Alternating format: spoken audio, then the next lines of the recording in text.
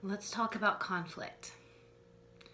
Most of us, when we think about conflict, it's not something we want to engage in, but we know that conflicts happen, and they happen often throughout every day. And so let's start by looking at what conflict is, and then look at why conflict occurs. So what is a conflict? A conflict occurs when two or more people clash over important topics. And when they clash over these important topics, they have a different opinion, a different view, a different belief about what should be done, what should be believed, or how somebody should act.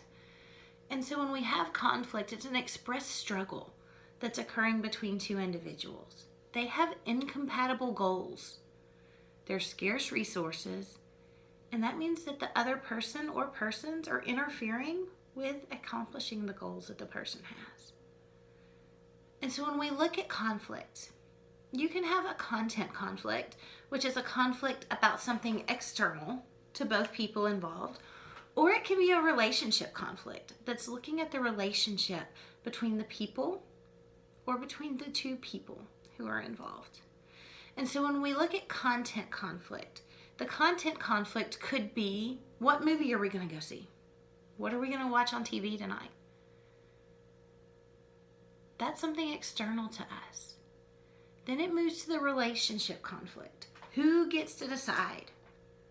Who makes the determining factor? Who has more power? And so if we go to another example, we can have a conflict over cleaning our house.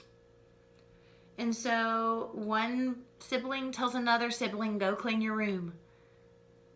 The sibling's probably going to respond back, you're not the boss of me, and conflict erupts.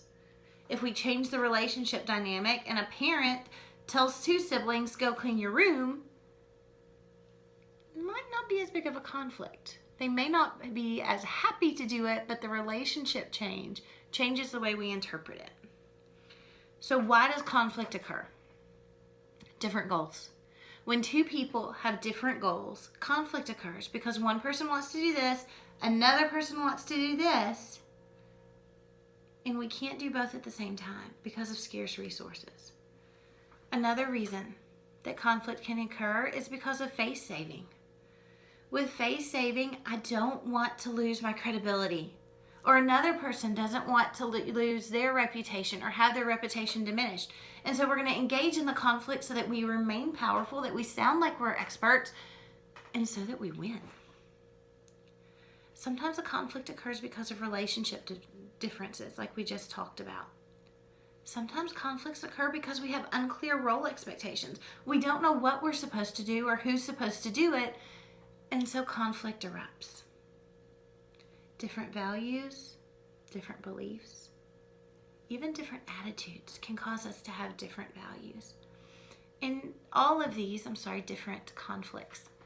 When we look at these different conflicts, our values, our behaviors, our beliefs are going to influence how we act, and they're going to influence how we engage in that conflict. And sometimes we have conflicts over the way we do things.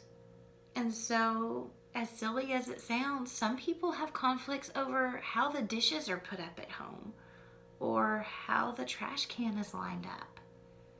When we look at these things, we can laugh when we're not in the conflict, but we realize that just because one person has one way of doing it, another person does a different way, it can sometimes lead to clashing.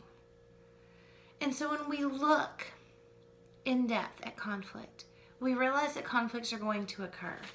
And so we have to think about, how are we going to manage that conflict? How are we going to engage in it? And hopefully, how can we productively manage that conflict? And we're going to learn more about that in the upcoming research that we're doing.